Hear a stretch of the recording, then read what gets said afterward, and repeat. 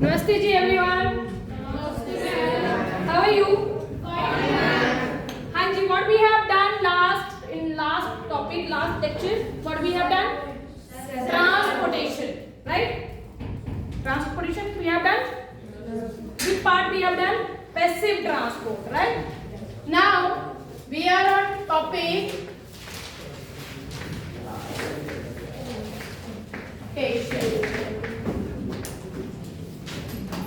Next topic is active transport. कौन सा topic है बेटा जी? ट्रांसपोर्ट। अच्छा बताइए मुझे, क्या बताया था मैंने एक्टिव ट्रांसपोर्ट के बारे में? What does this mean? The transport of micromolecules और मटेरियल,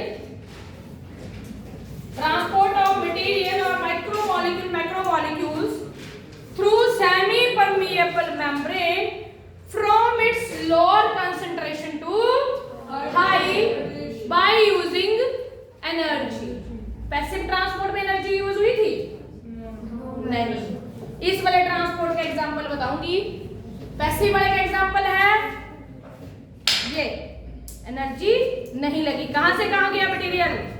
हाई से low, through semi permeable membrane. Semi permeable membrane के बाहर से कोई चीज अंदर आ रही है, हाई कंसंट्रेशन बाहर है, अंदर कम है, तो वो अंदर मूव करती है। ठीक है, अब कंसंट्रेशन अंदर ज्यादा है, बाहर कम है, तो कहां मूव करेगी? From inside the cell to outside. That is known as passive transport. Example are diffusion and osmosis. Osmosis मैंने क्या बताया था, किसमें होती है? पानी के जरिए, वाटर जहां होता है। जैसे सीड है, सीड जर्मिनेट करता है, that is due to osmosis process, right? Now in active transport the vice versa. कैसे?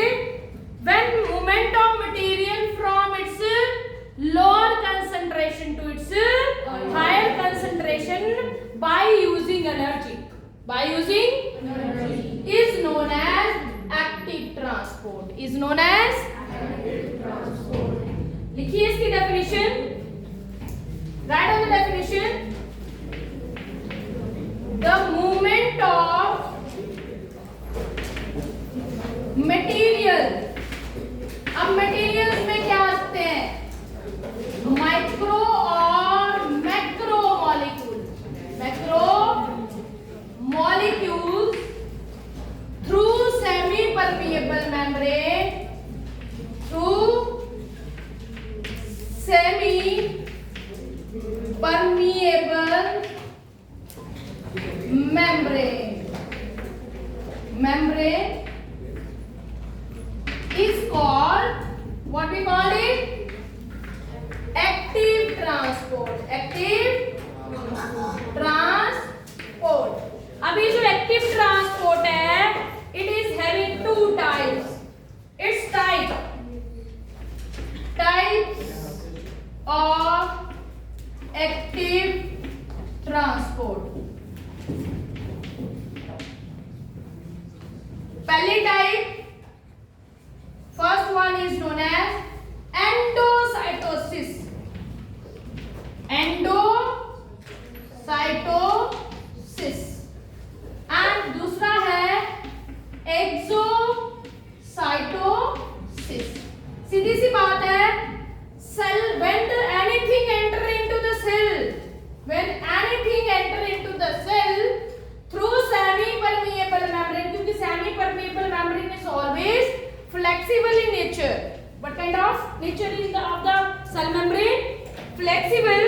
When anything solid and anything liquid, when enter into the plasma membrane and enter into the cell, that process is known as endocytosis। अब जो endocytosis है, this is also divide. लिखो endocytosis, when any solid and liquid material, when any solid and liquid material enter into the cell,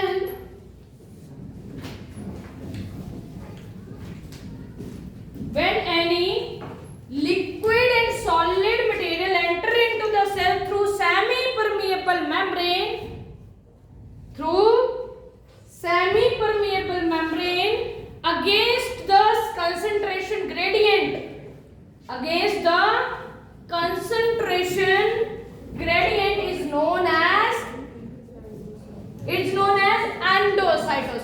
What we call it? Endocytosis. What do you have, right? When any solid and liquid material enter into the cell through semi-permeable membrane against the concentration gradient, मतलब from lower concentration to high concentration, then it is known as endocytosis. क्या बोलेंगे इसको? और endocytosis में भी क्या use होगी? Energy. यहां लिखना है by use through the semi permeable membrane by using energy, by using ATP. जरूर लिखना है एक्टिव ट्रांसपोर्ट में बाय यूजिंग एटीपी, मतलब इस सारी प्रोसेस में क्या लगेगी? एनर्जी लगेगी. Clear? Endocytosis and is divided into two step, two part again, pinocytosis and phagocytosis. एक को बोलेंगे सेल ड्रिंकिंग, जब सेल ड्रिंक करता है, कोई लिक्विड मटेरियल अंदर जाता है तो उसको क्या बोलेंगे? Cell drinking. एंड फैगोसाइटिक को बोलेंगे सेल ईटिंग. जब कोई solid material, when any solid material enter into the cell, that is known as phagocytic. And जब लिक्विड मटेरियल जाएगा तो उसको क्या बोलेंगे? What we call it?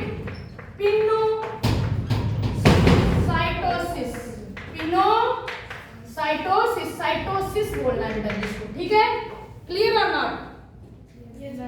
भाई सेल ड्रिंक करता है जब लिक्विड जाता है उसके अंदर, किसके थ्रू? Active transport. किसके थ्रू? एंडोसाइटोसिस का पार्ट है. और जब सेल खाना खाता है तो उसको क्या बोलेंगे? Active transport. भाई ठीक है? और यहाँ पे एनर्जी लगती है, खाना खाने के लिए भी एनर्जी लगती है. सपोज करो आप बहुत बीमार हो, ना हाथ चल रहे हैं ना पैर चल रहे हैं, ठीक है? तो खाना कैसे खाया जाएगा? जब हाथ पैरों में ताकत होएगी थोड़ी बहुत, हाँ या ना? तो बोलता है खाने के लिए भी ताकत चाहिए और पीने के लिए, गिलास उठाने के लिए भी ताकत चाहिए. तो क्या यूज हुआ? एनर्जी. क्या यूज होती है? एनर्जी. तो बोलने का मतलब है जितनी भी प्रोसेस है ये बिना एनर्जी के पॉसिबल नहीं है. Then next one is exocytosis. Exocytosis मतलब removal of material,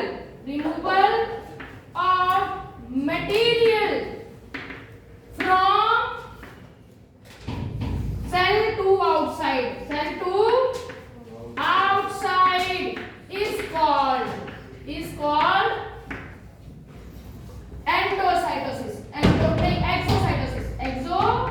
Exocytosis, and we also call it cell vomiting. Cell उल्टी कर रहा है भाई, मतलब कुछ निकाल रहा है बाहर. अब यहाँ निकालने में क्या क्या आ सकता है? देखना यहाँ पे, हार्मोन भी रिलीज कर सकता है सेल, हार्मोन. वेस्ट भी रिलीज कर सकता है सेल. ठीक है? हाँ जी, ना जी, यस और नो. और फूड की मटेरियल भी का भी, मतलब और बहुत सारी, आपका म्यूकस हो गया, आपके बहुत सारी चीजें, सिक्रीशंस. आपला तर डायरी दिला आहे इंटरसेप्शन.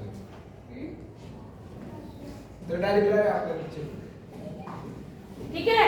होता है हार्मोन, वेस्ट, जितनी भी चीजें सेल से निकलती हैं वो सारी क्या हैं? एक्सोसाइटोसिस. और किसके थ्रू निकलेगी? प्लाज्मा मेम्ब्रेन की फोल्डिंग होगी. कोई चीज बाहर निकली है तो ऐसे फोल्ड होगी, प्लाज्मा मेम्ब्रेन होगा. This is known as exocytosis. क्या बोलेंगे इसको? एक्सोसाइटोसिस. एक्टिव ट्रांसपोर्ट क्या क्या काम करता है? Muscle contraction. क्या काम करेगा? कंट्रैक्शन. नर्व्स इंपल्स मूव करने के लिए, ठीक है? बाकी किडनी का काम, किडनी में जो आपका फिल्टर होता है, फिल्ट्रेशन होता है, ये सारी चीजें किसके के थ्रू हैं? आपके एक्टिव ट्रांसपोर्ट. तो लिख लेना एक्टिव ट्रांसपोर्ट क्या क्या काम करता है? Muscle contraction, nerve impulse, kidney, filtration, जितने भी काम है वो सारे किसकी वजह से हो रहे हैं? एक्टिव ट्रांसपोर्ट की वजह से हो रहे हैं, जहां एनर्जी लगती है. क्लियर और not? It's clear. Next topic is now come on the next topic, that is, अब स्टार्ट करेंगे हम सेल ऑर्गेनल्स के बारे में पढ़ना। इसके बारे में सेल ऑर्गेनल्स। सबसे पहले स्टार्ट किसका है आपकी बुक में? सबसे पहले किसका स्टार्ट है टॉपिक? बोलो जल्दी। I think so nucleus. ये तो कमाल ही हो गया। नहीं रहा।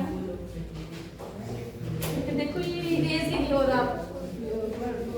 एक किले पे चला दिया ना।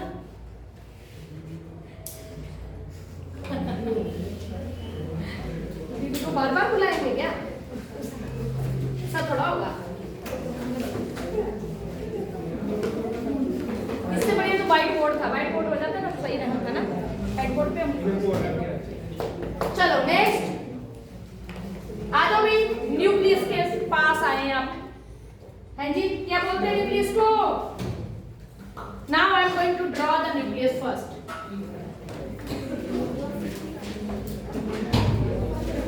हेलो जी, focus on the black board, don't talk too much.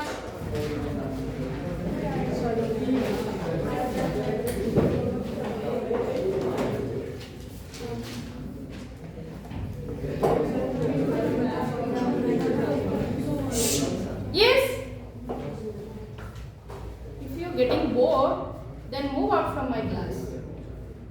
If you're getting bored, then move out from my class. This is nuclear membrane. What we call it? Nuclear membrane. अब ये बताओ सबसे पहले न्यूक्लियस काम क्या करता है, फिर स्टार्ट करूंगी। What are the function of nucleus? बोलो जल्दी। It contains genetic material. It contains genetic material.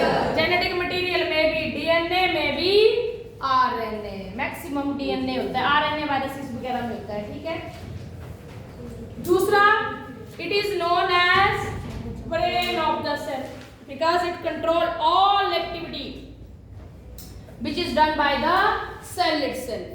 जितना भी काम सेल आपका काम कर रहा है, that is controlled by DNA और न्यूक्लियस और स्पेशली डीएनए, ठीक है। It send message from one generation to another in the form of gene. DNA में जीन होते हैं, ठीक है। उनकी फॉर्म में मैसेज एक जनरेशन से दूसरी जनरेशन में कैरी करता है। It maintain chromosome number also from generation to generation through sexual reproduction. ये क्या काम करता है?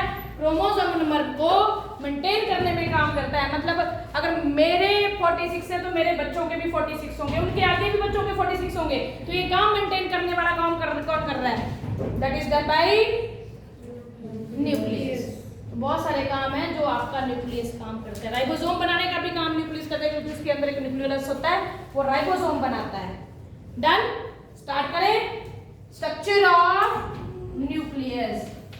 स्ट्रक्चर ऑफ न्यूक्लियस, ठीक है।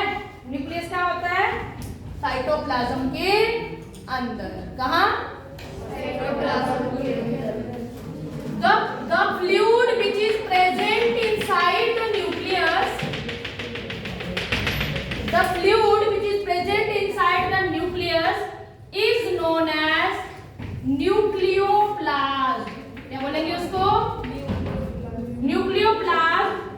And the pore which is left between the nuclear membrane are known as nuclear pore.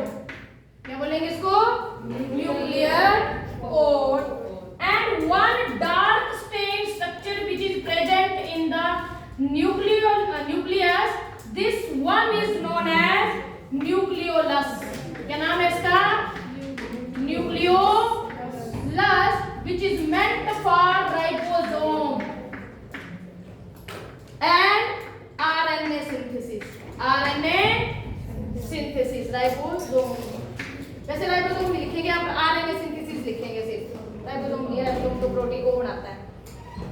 RNA synthesis, ribosomal RNA बनाता है ये। न्यूक्लियोलस डार्क स्टेन स्ट्रक्चर होती है, here a genetic material, इस कलर से दूंगा genetic material present inside the nucleus which is known as chromatin. क्या बोलेंगे इसको? क्रोमैटिन.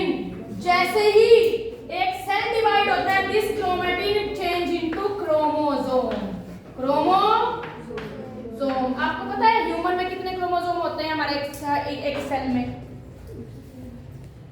पता है क्रोमोसोम होते क्या है? नहीं पता ना? बताओ थोड़ा सा इसका ये थोड़ा सा एक्सप्लेन करो, फिर डीप बताऊंगी क्या क्या चीजें डीएनए के अंदर होती हैं, क्या क्या वो पता होना चाहिए, नहीं तो आपको कुछ नहीं समझ आएगा फिर. ठीक है. This thread like structure is known as chromatin material which contain chromosome and chromosome contain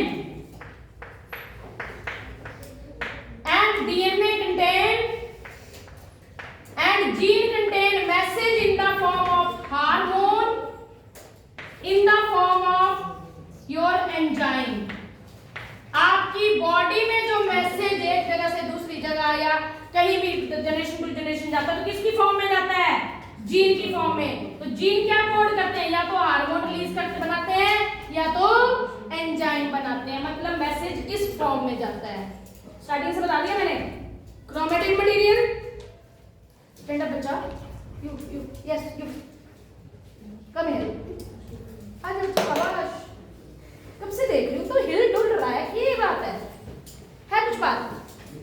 then कभी ऐसे मच कराया कभी ऐसे मच कराया. जरूरत है ऐसे. क्लास चल रही है, थोड़ा देख तो नहीं है. चले. मेरी एक एक नजर होती है कौन क्या कर रहा होता है, पता है.